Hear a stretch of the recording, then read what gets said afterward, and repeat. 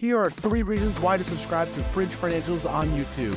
Number 1, it is free, which is the best price that you can pay for this kind of content. 2, I am completely transparent with all of my investments. And number 3, I have a variety of educational videos every single week. Now let's get on with the video.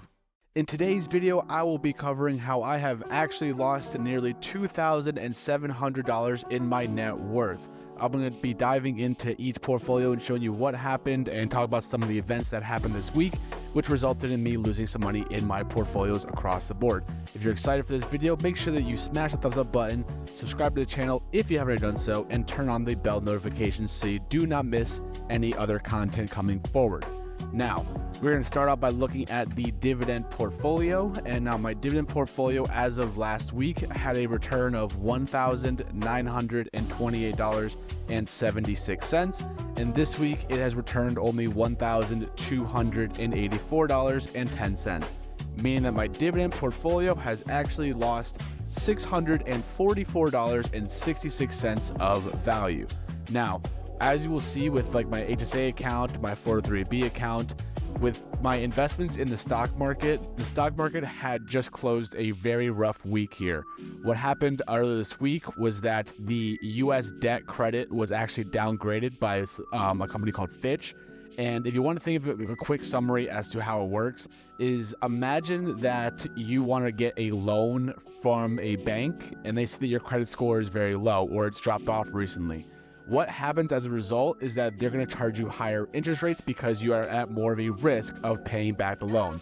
And with the US having their debt downgraded from AAA to AA plus, I believe it was, is that it quote unquote becomes more riskier to have debt. And that is why the stocks have started to drop off and all the markets have started to come down. So it's very unfortunate. So you'll see as I go through more and more of my portfolios, there's just a lot of red that bled out this week. And that's just the unfortunate things that what happens to the stock market. So, things happen.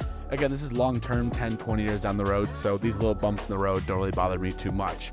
We're going to move over to my HSA account, and last week's return was $215.31. And this week it returned $152.49, which also ended up in a losing result of $62.82. So another red day or another red week for these portfolios. But again, it's the choppiness of the market right now. They've been running up really well recently. And again, what goes up has to come down a little bit at some point. Otherwise, it would just be insane. So things happen. I'm not bothered by it. It just gives me actually a buying opportunity to be able to invest more money to get them at discounts, which is what I like. We're going to scroll on down now to be looking at my next 2 portfolios, which is my crypto and my 403b account. So the crypto account last week had a negative return of $423.32, and it is now down to negative $459.12. So the crypto market again is still coming down, it looks like, and right now I'm down $35.80 as of the end of this week. So another losing week of crypto. Again, I'm kind of just holding it, kind of hoping to see a little bit of a spike coming up. Again, it's a long-term investment. I'm not just trying to flip it quick and move on. My 403b account is my retirement account. Last week's return was $879.68, and this week it's only $804.58, meaning that I have lost $75.10 in this portfolio. So far, 4 portfolios and all 4 red, which is expected, again, because the markets were just coming down across the board.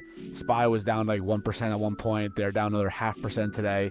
So, if your portfolio was green, that's awesome. Mine was definitely not. It was in the red. So, it's just, things happen. So moving on, the first, okayish portfolio, which is my peer-to-peer lending. I'm not getting a payment yet. The first payment for my peer-to-peer lending is coming in at the end of August. So this number is going to change, but when I do get that first payment of interest on it, I will update the portfolio. You'll see that hopefully go up. I'm going to be really upset if he defaults on the first loan payment because I would have basically lost $25 really quick. But I don't think it's going to happen. I'm excited to get those payments coming in. Checking account, also a huge blow. Last week I had $3,805.57, and this week I have only $1,523.04, giving me a negative result in my checking account of $2,282.53. Now, before you start to freak out and say, what are you doing, Fridge? Let me be honest. The first of the month was Tuesday, so that's usually when rents are coming in, credit card bills come in, I moved $300 over from my checking to my Robinhood account when I was investing. Again, I bought that dip that happened on Wednesday. So some of that money went over there. And, again, just bills pile up. First of the month is like the biggest hit, usually the month for me for bills. So no bills coming up for the next couple of weeks, which is great. And again, hopefully when school starts to come back into session, those paychecks come in again, because right now I'm not working and making an extra income right now. So hopefully those paychecks will come in. The checking account will slowly start to increase over time. But again, another red portfolio section. I've had no greens yet. Really great. Moving on now to the last two portfolios of my net worth. So my savings account hasn't changed. Obviously, it is a savings account. It only gets interest, and the interest comes out at the end of the month, which it came out from the last one. So nothing has changed in the savings one. The Webull one, which is my options trading account and those kind of things. Really happy with this one, actually, because this is the first green portfolio, I should say, of the week.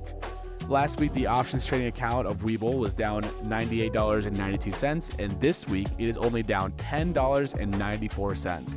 I went 4 for 5 on trading options this week, which was fantastic, and I am up $87.98 on the week. So the first green portfolio and the only green portfolio of the entire week was in my options trading. So cushioned the blow a little bit, got myself a little $88 back in my net worth, even though I'm down a lot, as you will see going on. But, again, it's the choppy markets. It's things that happen. Anything that happens to the news, markets react to it. If it's bad news, then everything starts selling off. If it's good news, they rise up. So, I'm hoping that it'll cool down over the next couple of days, and you'll start to see those green days coming in again. So, looking at the portfolio total for the net worth. So, my net worth last week was $61,713.14. And this week it is down $59,019.35, meaning we have lost a net worth value of $2,693.79. Really rough week. I thought last week was bad, being down over $300. Now I'm down almost $2,700 again for this week. But again, once work starts picking up again, we start going back into schools and all those kind of things. Those pages will come in and kind of help out along the way.